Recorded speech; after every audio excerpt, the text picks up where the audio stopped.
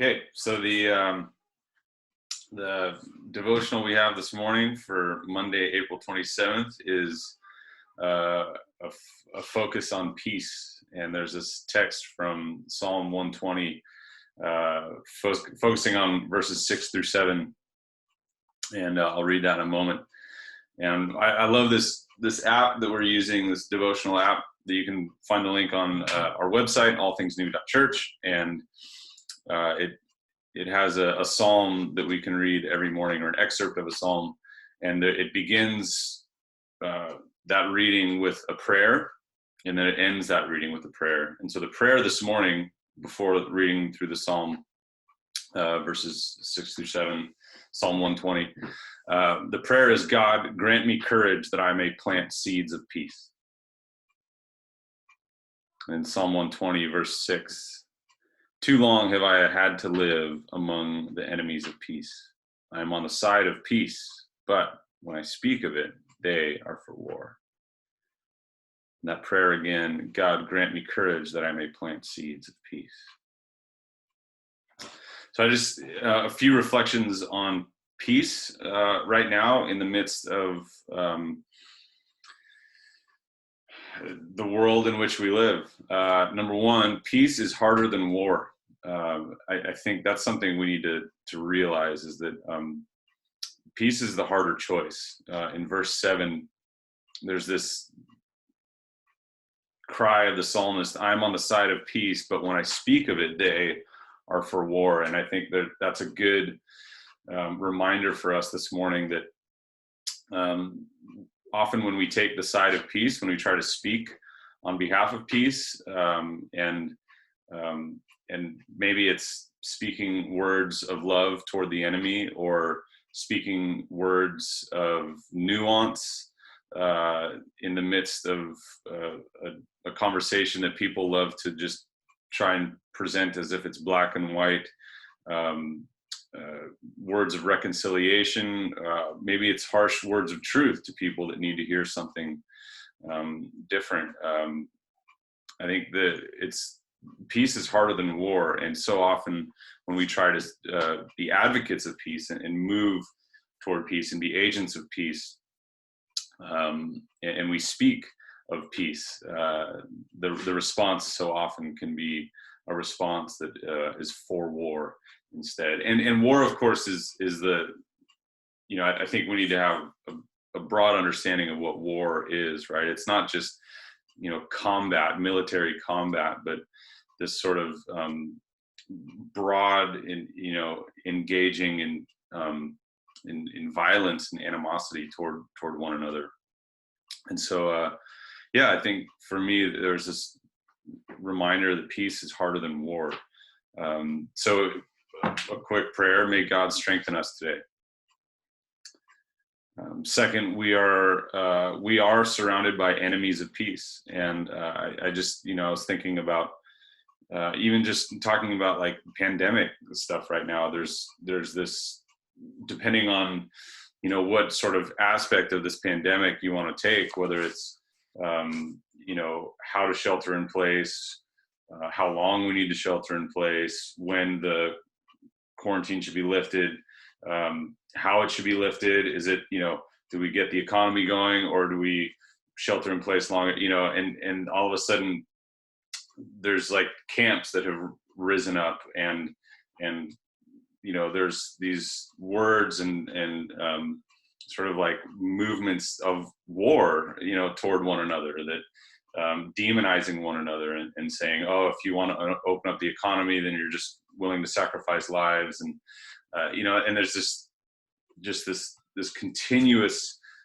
dialogue of people who are enemies of peace. And so may God guide us today to be agents of peace. A third thought on peace is that peacemakers resemble God. In Matthew 5:9, blessed are the peacemakers, for they will be called children of God. Jesus said that. And that image, it's good to sit with that beatitude, that blessed are the peacemakers, for they will be called children of God. There's this powerful sort of acknowledgement that to be the child of God is in some ways to be sort of like the spitting image, right, of the parent, and that term itself, right, it comes from the phrase the spirit and image. So if someone is the spitting image of so and so, the origination of that term was that they had the spirit and the image of that person. So may we be peacemakers today. May God build up the spirit and the image within us today. May God build up his spirit and image within us today. And I think for me, as this prayer of that we would plant seeds of peace, I thought, for me, what that a very like tangible way to consider a seed of peace are my words.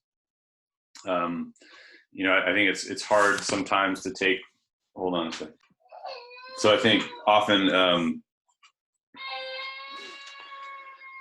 when we read something like Seeds of Peace in this sort of like abstract poetic form, it's helpful for me sometimes to try and think, what does that look like tangibly? Why is that? Because we can't do what she wanted to do right now. We're going to do it later. Okay. What did you want to do? She wanted to clean her windows. So we're going to do that later. It's helpful at times to take the abstract and make it, what does it look like in real life? And so for me, I thought our words could be one way that we consider how we might be planting seeds of peace today. That text in Colossians, may the word of Christ dwell in you richly. May the words of peace dwell in us richly today. So yeah, in Colossians 3, there's that. So my thought was, may the words of God, the words of peace dwell in us richly. I remember Brian Bajari shared this story years ago of a visit he took to the new Camaldoli Hermitage down the coast in Lucia. And he was talking with one of the monks down there, and he had shared a story about how a woman came to visit, and she had just lost her son in the war, and he had been killed in battle, and so she was there just to try to process through, and there was a moment when she was talking with this monk, and she was very angry with him. She got upset and said, look, how you guys are just sitting up here with your ideas, and you're retreated from the world. You're not engaged. You're not actually doing anything. You're just sitting up here by yourselves, thinking and praying. And, it's this like selfish sort of thing that you're doing. All you're doing are talking about ideas and thinking about things. And it's just ideas. It's not real life. And so he had this moment, and he paused, and he responded. He said, you need to understand that your son was killed by an idea. It was an idea that killed your son. It wasn't a bullet.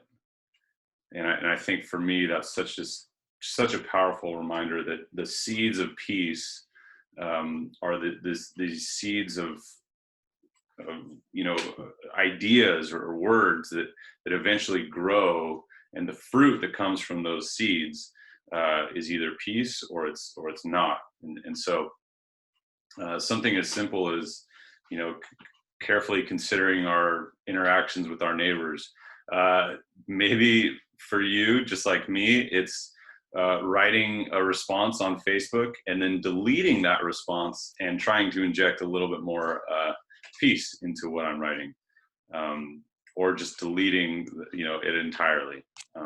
So this quote from Jim Wallace at the end of the devotional this morning, I thought was a brilliant one for us to just consider. People who believe in war leave all behind, prepared to die.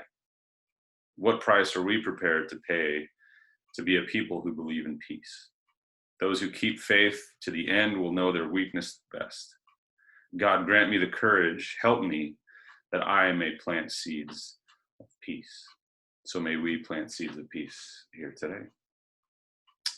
The prayer calendar for us this morning, we're praying for children, youth, and young adult ministers to find effective ways to connect and encourage young people to make good, responsible, Christ-like choices right now in the midst of quarantine. So be praying, those of you in All Things New family, be praying for Bryn, be praying for Janet today, and maybe send them some special love,